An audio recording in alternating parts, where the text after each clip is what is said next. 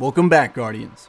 In the last two reports, we've begun to unravel and investigate the Hive creation saga, the Books of Sorrow, predominantly focusing on the story of the three exiled sisters, Arash, Zero, and Sathona. Their quest, or vendetta, if you will, was guided by a dead worm, a beacon of something much darker, something much more terrifying. Their journey led them across the ever-shifting continents of Fundament to an ancient craft of advanced technology, simply called the Needle. This ship allowed them to traverse the deep into Fundament's core, well past the crush depth of any normal vessel. And it was there, in that black abyss, they would discover the Leviathan, the first champion of the Traveler and warden of the dead worms of the deep. Before we begin, I highly recommend you listen to the first two reports to better understand the current narrative, as the Books of Sorrow are full of twists and turns, anything but coherent. But if you are prepared, we shall begin. But be warned, Guardians. The more we delve into these books, the more difficult it becomes to trust in the so-called good nature of the light.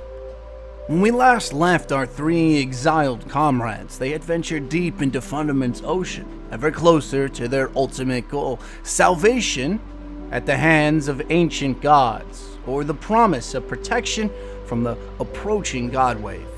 Their only obvious obstacle was a continent-sized creature described only as the Leviathan, but their encounter with this impossibly large creature only served to secure their hatred of the light.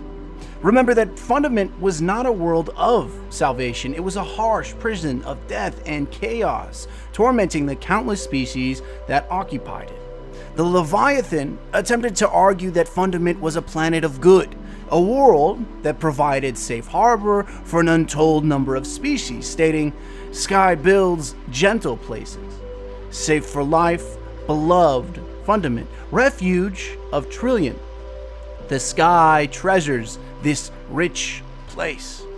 The interpretation here is literal. The sky is the Fundament term of the light. The deep is what they would describe as the darkness. But the darkness as we know it is a term that is often describes a multitude of things. I'd even argue that the deep in this case, while most likely meaning the darkness, is directly describing the worm gods at the core of Fundament.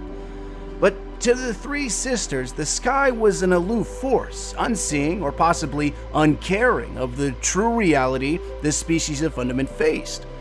If the sky truly did create Fundament, or at least cultivated some of its harshest environments, it is simple to be sympathetic to the plight of the three sisters. To them, the sky was no mere friend, observing from the relative safety of its supposed godhood, but rather a sadistic force that had created a poisonous concoction, served to all of Fundament in the form of an impossible life. At this point in the Hive origin saga, we can begin to understand, or at least discuss, their apparent hatred for the light and the Traveler. Their malice is a direct product of Fundament, a world created, or at least nurtured, if grooming a world capable of crushing life is considered nurturing, that directly forced the lives of millions, if not billions of souls to live a life of impossible hardship. To the three sisters, answering the call of the deep and eventually serving it were preferable to the alternatives of short lives and crushing realities spawned by the sky.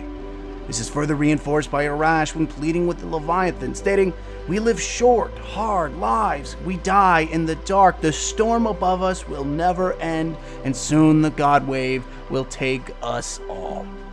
Above us, there are only storm joys, monsters, and moons of apocalypse. Let us go down, down, where we may discover truth, some power to avenge ourselves upon our betrayers, some hope of survival." But the Leviathan would provide a counter-argument that should be discussed much more in depth, as it is something that may come to pass on us as Guardians in our time of despair. The Leviathan would argue that during a species' greatest moments of despair, they would turn to the deep or the other darkness-aligned powers. Quick breeding krill people, I tell you, for eons I have watched your struggle, clinging to the sharp edge of survival, balanced between dark and the sky. You were my treasure, my proof against despair. In the first report, we suggested that the Krill people were an experiment, a species pushed to the brink to test their will, to see if they would fall prey to the dark lure of the deep. Perhaps, at least when the light is presented in this way, the traveler and the light that it represents are not to be considered exemplars of compassion, but rather forces with unseen ulterior motives. The Krill plight certainly gives credit to the various heretical theories that the traveler and its captains use host species as various proxy armies, caring very little for the amount of suffering they may cause in the process. It may not be currently provable, but it should be thought about nonetheless. But it was Sathona's worm that had kept them upon the path of the deep. But it is truly difficult to surmise if she was influenced or forced to say the words of persuasion to her two sisters as they faced down the Leviathan. It is transcribed, "Sisters, I have my father's familiar. Look, it answers me in plain words. It helped me find this ship. It gives me strength when hope is lost. Who will you trust? The voice that wants us to live and suffer as we have lived and suffered? The Leviathan that offers no hope against Tawix or the world wave? Or the plain, honest worm? Let us see where it whispers. Lead us, Arash. Let us go deeper, Zero. Let us dive, O sisters mine." Those words, they seem familiar. We've heard them reported before by other guardians who have come in contact with ancient bones infused into armor. But now, we see them spoken by one of the three Krill sisters, further proving the notion that these worms and our Ahamkara are not as different as we may have originally believed.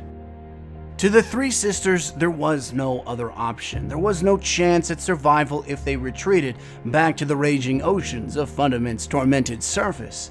To them, they had one opportunity, and that was in their father's dead worm, the only guide to salvation they had been permitted. Deep in the core, in a prison of the Leviathan's making, the worm gods were encased. They were Yul, the honest worm, Ir, Zol, and Aka, the virtuous worms. They would tell the sisters that the God Wave and the alignment of Fundament's moons were machinations of the Leviathan and the sky, hell-bent on eliminating the Krill and all the species of Fundament. The worm god Yul would bargain with the sisters, offering a singular path to salvation based on two simplified caveats. First, the relationship between worm and krill would be symbiotic, meaning to an extent both the worm and the krill were dependent on one another. Secondly, the worm gods determined you must obey your nature forever. In your immortality, Arash, you may never cease to explore and inquire for the sake of your children. In your immortality, Zero, you may never cease to test your strength. In your immortality, Sathona, you may never abandon cunning. They were required to follow their natures for eternity. And as their conquest grew, so did the appetite of the worm they carried, ever forcing a cycle free from respite or incompetence, and always empowering the worm gods. The Books of Sorrow, while clearly written to be favorable of the Hive, do present an impossible decision for the three sisters. They had no choice. They were told, or coerced, into believing that the Godwade was a product of the sky's inability to protect the krill from the deep's unseen pull. That the Leviathan was no mere warden, but rather an agent actively working against the krill and the sovereignty of the Osmium throne. If you, as a guardian, were put into this situation, and the sky, or light, depending on your preference, was presented as a force with evil intent, what would you do? The three sisters were given evidence to the cause of the deep, that the worms were just and their keepers immoral, that they could give untold power to the krill, so that they never again had to bow to forces they saw more as insects without instinct than a people inflicted by a deep, seething poison. Perhaps the heretical theories on the Traveler and the Light are correct, or at least something worth investigating further, regardless of their clear illegality or potential ostracism if one is found to be supporting of these chaotic beliefs. But the Books of Sorrow are clear. They paint a tale that isn't unreasonable. It's digestible, even. And all it asks is for us to read, turn the pages to look ever deeper into the Krill and their quest for survival. We shall continue to analyze these books, and whatever interpretation comes at the end of our analysis, we shall be better for it. Until the next report, Guardians, seek knowledge, question everything, and walk tall. Hey everyone, Wally here. If you'd like to support the channel further, please feel free to check out the script link, my Patreon, and the new apparel in the Spreadshirt shop, all linked down below. If you want to join the conversation on our Discord server, we allow everyone in. Like the video if you enjoyed the content, and subscribe for more.